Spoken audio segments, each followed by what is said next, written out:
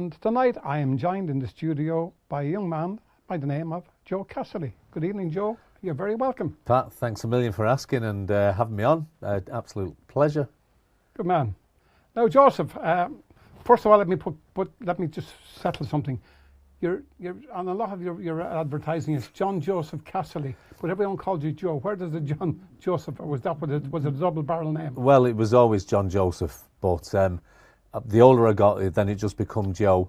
But now you have to put your official, like on Facebook and social media, they want your official title, and there's no kind of getting around it. So it's caused major confusion for a lot of people. They don't know whether to call me John or call me Joe or call me something worse. Good man, good man. Well, Casserley, of course, is a great Irish name. So what's the Irish connection, Joe? Well, obviously, I was born in Birmingham, would you believe, but Mum and Dad brought us to Manchester when we were only babies. Mum and Dad both from Roscommon, Mum from Lissacull, Dad's from Elphin. So obviously they got married and moved over to the UK. Good stuff. And were they both involved in the music business? They were. Surprisingly enough, Mum grew up and their family had a dance hall in Lissacull, McLaughlin's Dance Hall, Lissacull, which a lot of people might remember a long, long time ago.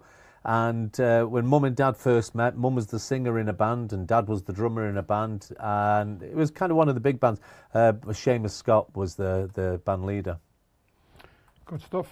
And but you didn't start your life as a singer. You started off as a DJ. I did. Yeah. I did, and I was still doing DJing. I still do bits and pieces of the DJing, but after me 21st birthday, I was quite fortunate to get a few pound, and I just was wondering what to do. What should I do with it? And I was watching Alan Keegan DJing at my 21st and thought I might have a go at that. And that was it then. Never looked back. Alan's been quite a big influence for me, really.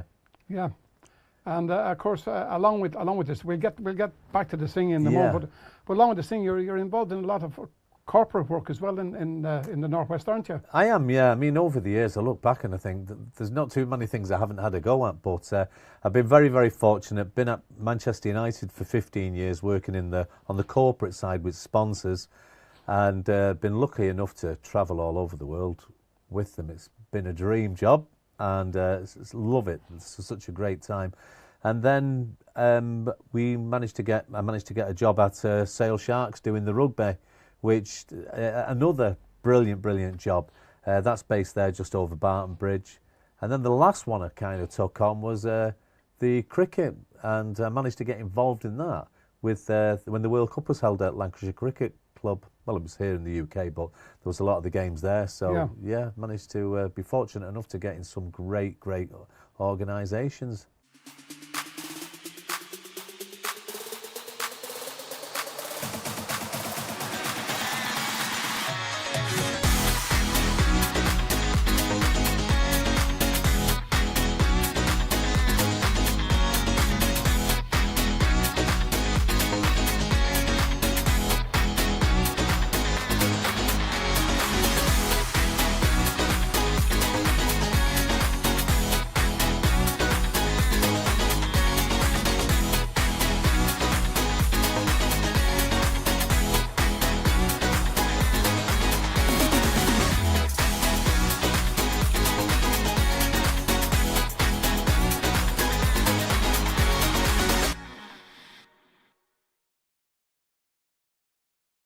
So then, like I say, you were the DJ. Yep. So what influenced you to want to become a singer? Pat, I was a bedroom singer from being about 7. I thought I was Elvis for a many time, and then obviously that was realised when I was about 35, maybe. We started doing it, but I always loved singing. Mum was a singer. Mum and Dad were always trying to encourage us, but I was that nervous where the singing was concerned. I just didn't have the nerve to do it, and then Kev DC was putting a band together, and he just asked me, did I fancy getting involved with The Last Drop? And I said yeah, and pushed myself through the pain barrier. I was so nervous the first few years actually of getting up singing in front of people. Yeah, well, of course, as you know, I've worked with you on a few occasions, of course, with my band, and seeing you doing your Elvis tribute, and I've got to say, it's really, really funny. That was something which just happened by pure accident. I was doing my friend's 21st birthday, and they had an Elvis impersonator. I was always a big Elvis fan, but they had an Elvis impersonator, let them down. And they just asked me, would I do Elvis for them? And what are you talking about? No one's ever heard me singing Elvis. Anyhow, we had to do the funny slant of it because I couldn't do a serious one. And yeah, it just went from strength to strength. Yeah, and been very fortunate with it. That's great. And tell me, you've had some great musical experiences then since you got into the singing. I have. That stands out in your mind. That. Yeah. Well, I mean, with the Elvis in particular, with Jerry Flynn's travels and the tours. Jerry took me to Spain. I can't remember whether it was Torremolinos or something, and I did Elvis there, and it was great. And then he took us on a trip down the Danube, which, I mean, these are things people dream of, aren't they? But we did Elvis there, and it was very, very well received. And done Elvis 3 times for Sir Alex Ferguson as well. There's something to 3 venues, yeah. So yeah, so yeah, it's been great fun, and still enjoy it. It's been a while since I've done it now, obviously with lockdown, but yeah. So tell me then, Sir Alex didn't throw the hairdryer. He liked your Elvis bit, did he? Well, he did, yeah. He's got a great sense of humour, and he really does get involved in. He'll take part in anything you want him to take part in, yeah. So I did stay on the right side of it. If it was me footballing endeavours, now that might have been a different thing. He would have thrown more than a hairdryer at me. Of course, yeah. Yeah, so it's good. Good one. Joe, who's been your greatest musical influences? Obviously, Elvis has got to be one of them. He was, and for many, many years, I wouldn't listen to anything else. I felt like I'd been disloyal if I listened to anything apart from Elvis. But with the DJing, it opens you up to so many different genres of music. I've got to say, on the Irish scene, Daniel O'Donnell, believe it or not, when he first started out and he had his first album, Stand Beside Me, I think it was, the album that was on. And we really did listen to Daniel over and over again, and the likes of him, Sean Cuddy, and then you had Declan Nerney, but the likes of Michael Bublé and those people as well. There's so many different mixes of music, but Irish music has always played a big part in my life, yeah. Yeah. So Joe, you now sing with a band called The Last Drop. So how did The Last Drop come about? I do. Like I mentioned earlier on there, like Kev Deasy first approached me, and I don't know why he approached me. I think he was looking for somebody who could talk, because there was quite a few of the lads have got great musical backgrounds.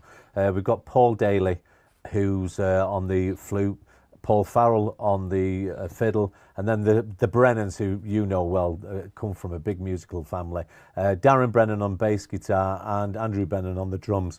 Kev was on the rhythm guitar, and Kev sings and Darren Brennan sings, and you know, I was one of them, whereas I do all the links, do a lot of the chat, and do a song or two in between it. So it worked very well, and yeah, it was great. It was great. We got off to a flying start with it. We were very, very lucky, and yeah, it was something which I'd always wanted to do, but never was in the right position and never had the nerve. And I still find it quite difficult doing it, but you've got to push yourself, haven't you? And yeah, it's been great, man. We do a great selection. You know, there's a real kind of bit of a Celtic feel, a country feel to it, traditional. So the band do cover every kind of genre of music. Great. I see where you come from with Darren. Darren actually played bass with my band for about 12 months. He did indeed. Yeah, of course, yeah. Good singer, good bass player, but very shy. Otherwise, we'd never get him to talk. But yeah, you wouldn't believe it. I mean, believe it or not, I am shy where the likes of that comes. I did find it very difficult at first. But Darren's in the same, push yourself and do it. And Darren has no problem singing at all nowadays, you know. Yeah, very good. Joe, we've got one of your videos coming up now taken from one of the Irish festivals in Manchester some years back. We have, quite a long time ago. This video was never released. It escaped somewhere along the line. But yeah, we did the opening of the Irish festival a couple of times, and we were lucky enough to play in the big tent. Brilliant atmosphere, absolute full house. And Dave Richardson was down there with his video camera, as always, yeah. Great. So, folks, we're going to take a look at Joe Casserley and The Last Drop right now. Where's Claire? Is she back? Up you get, come on, Kira, Joe, and Marie. Get the hands clapping. Come on. Country roads, take me home to the place that I belong. West Virginia, mountain mama, take me home. Country roads.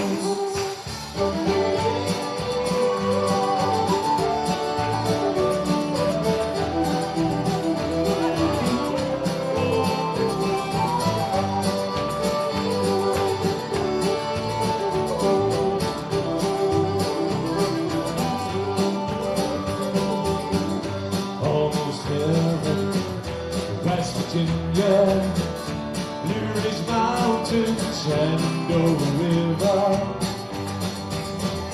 Life is older, older than the trees, younger than the mountains, blowing like a breeze.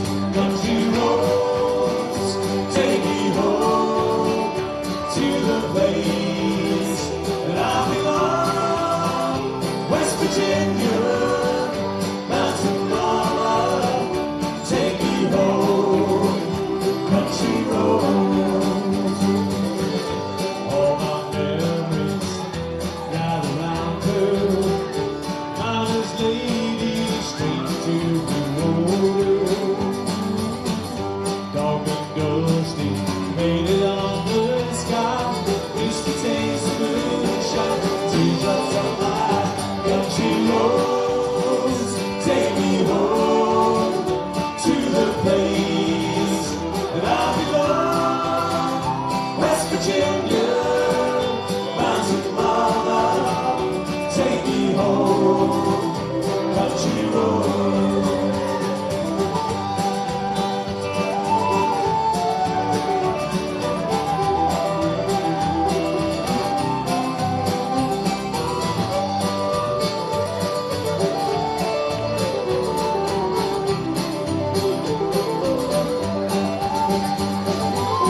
I hear her voice in the morning hour, strolling. The radio reminds me of my home far away. Driving down the road, I get the feeling that I could have been home yesterday. Let's hear yesterday. Here we go. Country roads, take me home to the place that I belong. West Virginia, mountain mama, take me home. Country roads, take me home to the place that I belong. West Virginia, mountain mama, take me home. Country roads, take me home. Country roads. Alright, we want to see a few more of you up on the dance floor. Come on. I know them from Tyrone.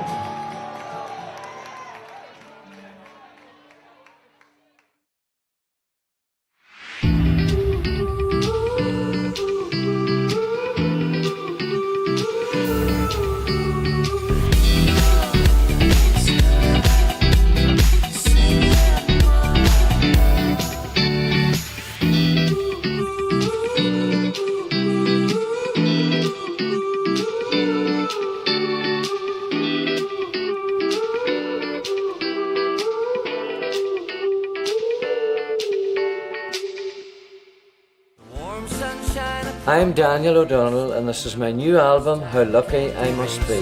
No wonder that I tell myself how lucky I must be. Featuring 12 brand new tracks. I know that God has angels watching over me. So take my gift of silver and wear my ring of gold. After all we've been through together, who'd believe? How Lucky I Must Be. Available to order now. Preserving your memories isn't expensive, it's priceless. Do you have precious family memories on video, cinefilm or slides? If you want to relive memories of your loved ones, some of whom may not now be with you, you need to transfer these onto DVD to ensure that they'll be watchable for many years to come.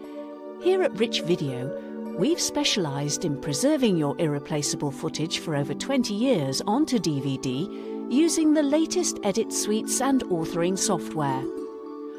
All our DVDs are fully authored with scene selections and come with personalised covers and printed discs with still images from your film, which provide a lasting memory for you and your family for generations to come. All the transfers are done in our studios based in Stockport. They're not sent away to be transferred by an outside source, unlike many other companies. If you require further information, please ring us on 0161 635 6207 or email us at sales@richvideo.co.uk, where your past is always present.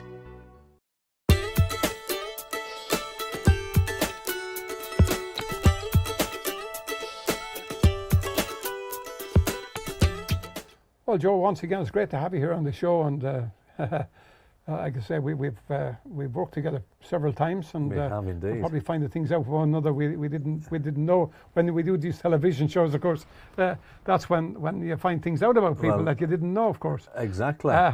So tell me, you've done some TV work as well? Many years ago, I had a go. As you can see, I've had a go at most things. And Mum used to work at Granada Television in Manchester. Anyway, one day I just gave her my CV and she brought it in. And I think Mum started work about 7 o'clock in the morning. And I got a phone call at 11 o'clock. Did a fancy coming down? And you remember Rick Mayall from The Young Ones? Of course, and yeah, he was starting a new television series called Rick and Mayall Presents. And they wanted me to be his stand-in, which meant they had to run all the cameras and all the shots and everything through, and I had to be on set all day. I'd do all that, and then Rick Mayall would turn up and he does all his bits then, which took about half an hour. But that was a great experience. I absolutely loved it. And then that was for about 5 episodes they filmed of that. Rick Mayall, sadly, not with us anymore. But after that, I did a bit of extra work, and that wasn't for me, really. No. So we left the television world behind us. Yeah. Of course, they paid you Rick Mayall's fee as well, didn't it? Yeah. I got paid. Do you know what, Pat? I did. I got paid great money. You used to get paid. He was a taxi driver in the first one, and this is without a word of a lie. They used to pay you that was like having an extra talent, being able to drive a car in a straight line.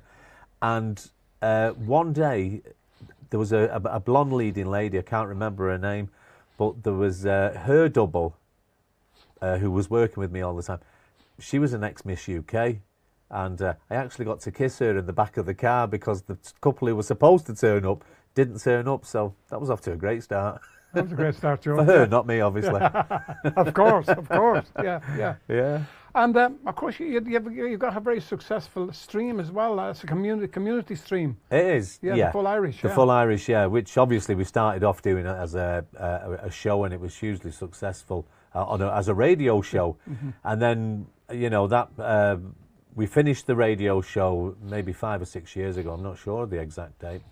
And it was just when lockdown happened, and as you know yourself, we've all got to go into our inner talents and see what can we do. We got an awful lot of people saying, was there any chance of you bringing the Full Irish back? It's needed now and all that. And me and my other half, Claire, just thought, we'll have a go. We'll have a little play around with it and mess around. And it's been incredible. The stream is on Facebook on a Sunday between 3 and 5. And the response has just been amazing. It's been really, really well received. Yeah, we love it. It's great fun. Yeah, I see that. I've seen it several times, of course, and you and Claire really bounce off on it, don't you? Yeah. Do you know, a lot of people think is it all put on and but that's how we are, and that's how we are with each other. I get Claire, Claire gets me, and yeah, we do. We bounce off and work well together. Yeah, it's great fun. Yeah. Tremendous stuff. Yeah. Well, Joe, you've worked with some great musicians on the circuit over the years. Is there anybody that sort of stands out in your mind as being one of your favourites? Do you know, I mean, there's so many which we've been either been through the DJing or the hosting nights and things. We've been really, really lucky. And Pat, I've always said it, and not just because you sat there, but I mean, I've worked with you as I'd been a DJ and you've been the band at so many weddings and functions. You're a true professional, and I'm not just saying it because you're here, but it's always been a pleasure working with you. I've got to say, Philomena Begley would probably be one of the greatest who we worked with. We did the Irish Festival in Pontins for over 20 years, and Philomena Begley was just so grounded, so down to earth. There was no airs and graces with her, and it was just great watching her perform every night. The people absolutely loved her, and yeah, it was always great. But of course, Daniel O'Donnell, thanks to Bernie Doughty, she asked me one time, did I fancy doing the DJing at the Daniel's annual dinner, and we've done that ever since. And obviously you've been at it every year. And Sean Cuddy, always great. Sean has so much energy. It'd annoy you. He's that healthy, he's that fit, and just such a great show. So yeah, I've been so lucky and played with some great people. But I'd say Philomena Begley, Daniel O'Donnell, and Sean Cuddy. It's always been so much fun being with them. Well, Joe, you certainly have had a wide and varied career, and we're going to go to another clip of yours now. Okay, folks, so a clip of Joe Casserley. Okay, we're going to take a walk, Daniel. There's a big moon of love out there tonight. Let's go for a little walk under the moon of love.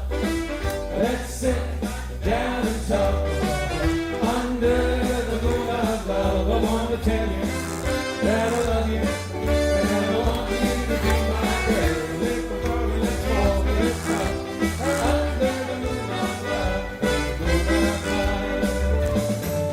You were looking so lovely under the moon of love. Your eyes shining so brightly under the moon of love. I want to go all the time, and I want you to be my girl. Little darling, let's walk, let's talk under the moon of love. Well, Joe, you've had many various experiences in your musical career. Is there anything that sort of jumps out at you? And do you know, I do surprise myself at some of the things I've done over the years and attempted over the years. The singing's been great. I love it, and I probably love it more for myself than the poor people who have to listen to me doing it. But I was asked by Alex Ferguson to do Elvis at a small private dinner he was having. There was only 30 people at it for him and some of his friends. And I've got to say I was on a high when he asked me to do that. And that was a great pleasure. But Pat, you know yourself, been up singing with Daniel O'Donnell. You know, for someone like me, it's an absolute honour and a privilege. And we've done that a few nights, a few times at the dinner. But the singing's been great. I've got to say, working at Manchester United, I've had the pleasure of working at Wembley 3 times, and I've been lucky enough to interview some great players: Brian Robson, Peter Schmeichel, Andy Cole, Gary Pallister. And you know, that is a different, obviously a different level. But yeah, I've been really fortunate with some of the things I've done. well, Joe, seeing as we're just had a footballing a few weeks with the Euros. Yeah. What's your take on? We've got away from the music for the moment now. On the game last night, was it? Yeah, of course. Well, I mean, we need a new tune.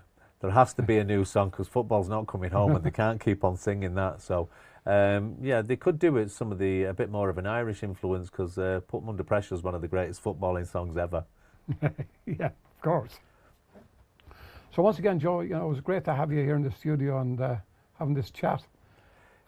It makes a big change, Pat, because it's normally me asking you the questions. That's right, Joe. Which I'd rather. But yeah, I mean, coming up in the not too distant future, we're going to be switching reverse roles here. We are, yeah. We're going to bring you in as a guest presenter. Of Yeah, course. which I'm really looking forward to. We've got one or two special guests, obviously, who I'm going to be chatting to. People will know them, but we'll keep that under wraps for the time being. So yeah, that's great. I'm just waiting for Hollywood to come knocking on the door. Joe, I always ask this question with the guests we've had in. What advice would you give to some young people starting off in the music business today? Well, I mean, Pat, you'll know yourself. You're always behind new artists and new acts. I've done loads and loads of work with young people through the show, The Full Irish. Obviously, the being out there in the scene is so important, whether they're actually performing themselves, getting to know all the acts and the bands. You've got to go out, make yourself known. You've got to be in the shop window. And it's just keep on at it. Get as many gigs as you can. Do them for nothing if it gives you the experience, you know. But I've always found that any of the Irish artists and acts, especially here in Manchester, because that's where we are and that's who we deal with, they're more than willing to help any of the new, you know, talent which is coming through. And there is some great new young singers in Manchester. And yeah, you've got to keep at it. You've got to work at it. And, you know, Nathan Carter was really, really great. I mean, we all watched Nathan Carter do the local clubs and everything. I seen him in a pub in Charlton where there was about 10 people, and that wasn't too long before he made it massive in Ireland. So he put in the groundwork. You've got to put the work in, haven't you? True, John. Yeah, yeah. Well, folks, that brings us to the end of tonight's show. I'm glad you tuned in, and until the next time, this is Pat Jordan saying cheerio.